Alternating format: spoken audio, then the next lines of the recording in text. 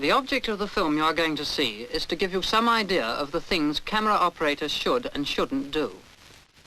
Like most arts, television has certain rules, but although you will have to know these rules and apply them to your work, you will often find that better effects can be obtained by breaking them.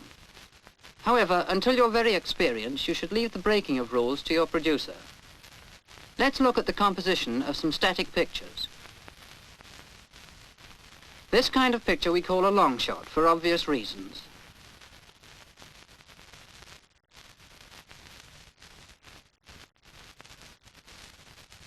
This is a variation on the long shot, known as mid-long shot or three-quarter shot. We cut the legs off just about the knee.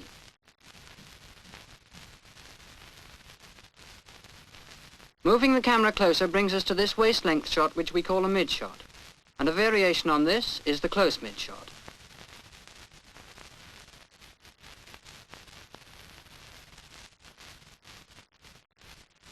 Next we come to close-ups.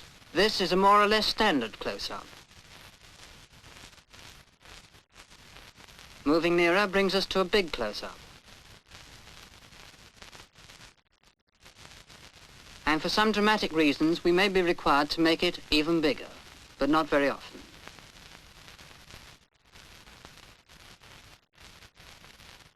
Another kind of close-up is the cross close-up, or 1.5 shot.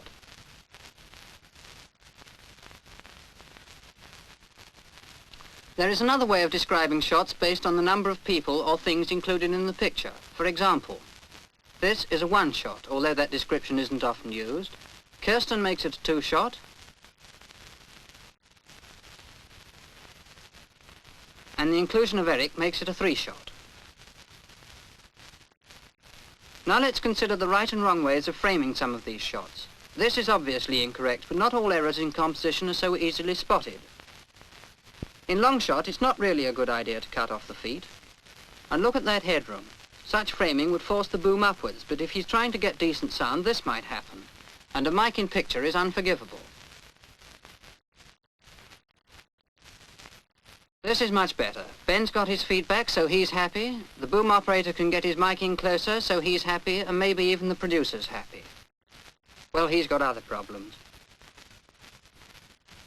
Now let's look at a mid-shot. Too much headroom again. That's better. But what happens when we see Ben's profile? That doesn't look very balanced. That's better, but he's overdone it. At last he's got it right. Errors which might escape notice in long shot or mid shot show up much more when we're working in close-up. This framing is correct. But when he turns, we're in trouble again. To get a balanced composition, we must have the subject looking into the picture. A good rule in these cases is always to keep the eyes in the center of the frame. The same applies in half-profile shots. This is correct. Although too much headroom is not a good thing, too little is just as bad. Here the headroom is cut without good reason. This is a whole lot better. Occasionally, however, there is good reason for cutting the top of the head. When he's talking, his chin drops out of the frame. In this case, it's permissible slightly to cut the top of the head to keep the chin in. Now let's look at the framing of a 2-shot. This is obviously wrong. The best solution is to move the actors closer together. If this can't be done, move the camera further away.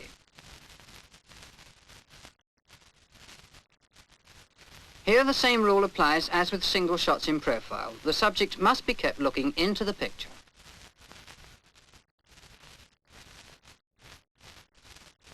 Here we're up against that chin room problem again. To keep Kirsten's chin in the picture, we must cut off the top of Ben's head. Until we've got three-dimensional television, we must try to avoid having things growing out of people's head. This can usually be achieved by a slight alteration of the camera position.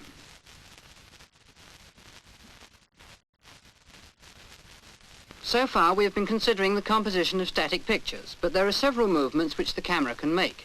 Let's have some definitions. First of all, the pan. Panning right, all directions are given from the cameraman's point of view. And now panning left.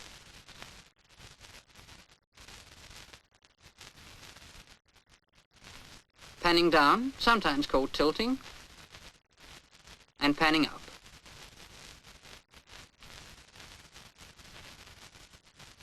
The next kind of movement is the track. Here we're tracking in fairly fast,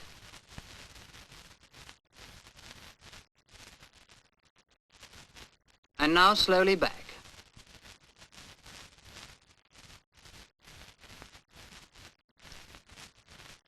Another movement is called craning. In this shot, the camera is craning up. It's preferable to keep the camera from jerking like this.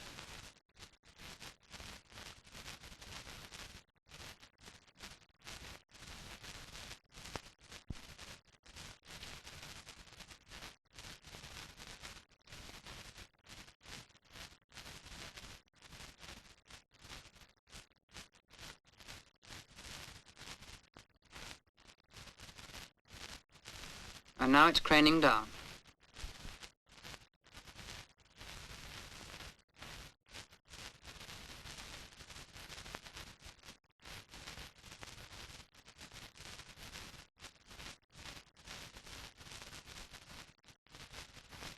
Of course, all these movements can be done together. This time the camera is tracking in, panning and craning up in one complete movement.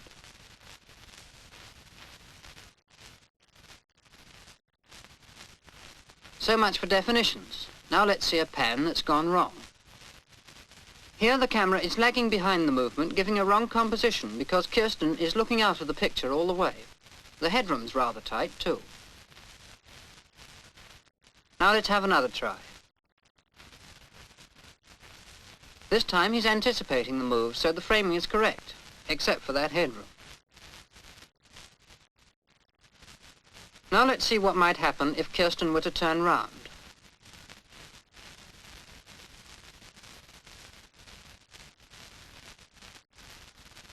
Stop. As he didn't anticipate the turn, the cameraman has now got Kirsten on the wrong side of the frame.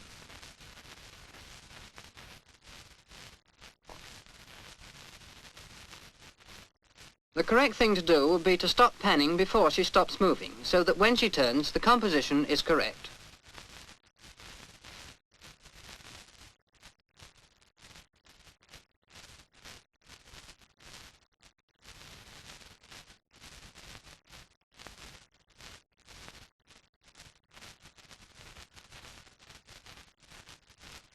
When panning with a rise, it is important to remember that most people lean forward before rising. The same thing happens in reverse. No matter how good the cameraman may be, all his efforts can be set at naught if he has a bad tracker. Let's see how. He starts with a jerk, runs over cables on the way, and stops with a jerk. No wonder the cameraman gave up trying to frame correctly. All right, chum, keep your hair on.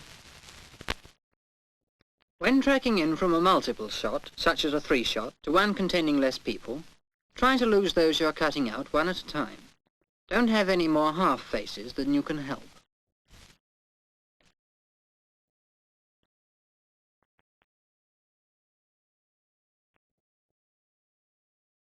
Another way of motivating the pictures is by cutting or mixing. Except for some very rare cases, the cameras should always be still for these. Let's see some. These are cuts.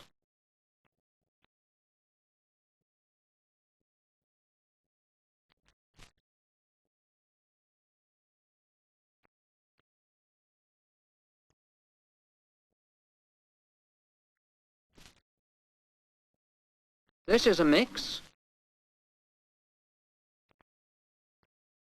Fade out.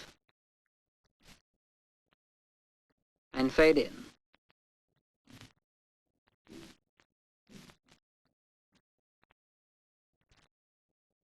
As long as her sense of timing is correct and she doesn't cut to the wrong camera, there isn't much that the vision mixer can do wrong. But the cameramen can make all the producer's efforts worthless if the pictures aren't correctly matched.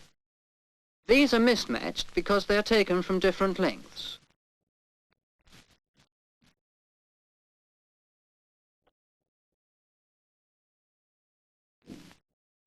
Here, with both actors standing, we are looking up at both of them. Obviously, this is wrong.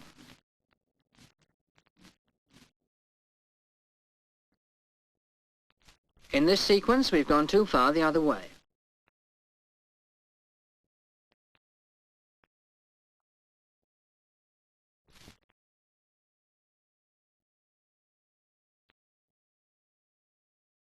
These shots are both on a level and match together quite well.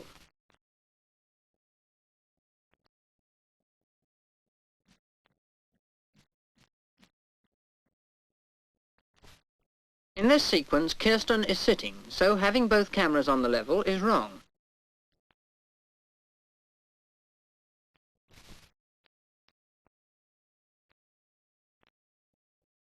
This makes the fault even worse.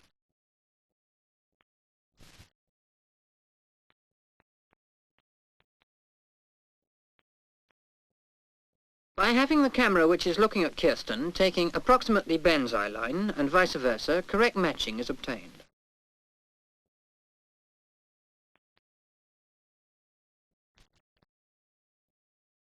Another way in which the cameraman can ruin a cut is to pan when one is about to take place.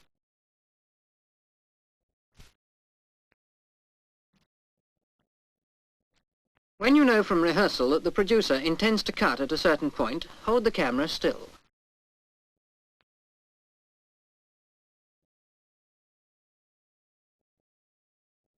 The same thing applies for rises out of a chair.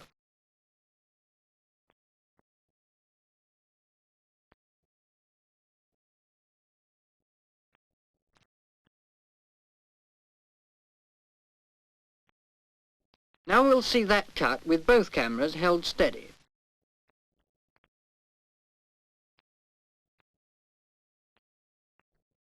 These shots are mismatched because the centre of interest jumps from one part of the screen to another. This can be cured by the producer calling for the two cameras concerned to centre up just before the cut occurs.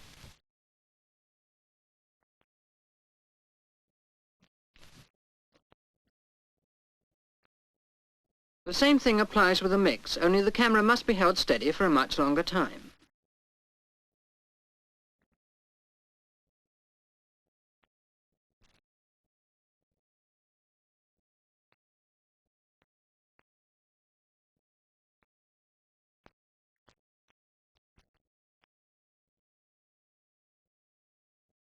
That cameraman was too impatient to line up on his next shot. He thinks so too.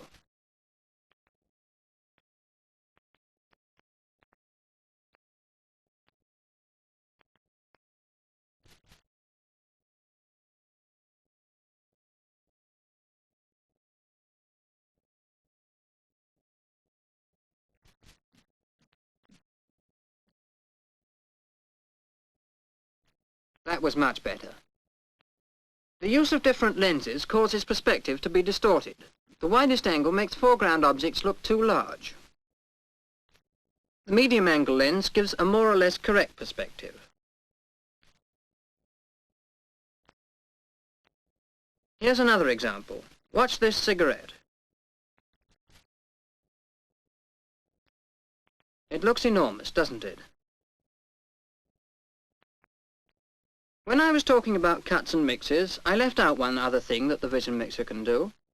This is the superimposition, which is very useful for titles, such as the producer's credit.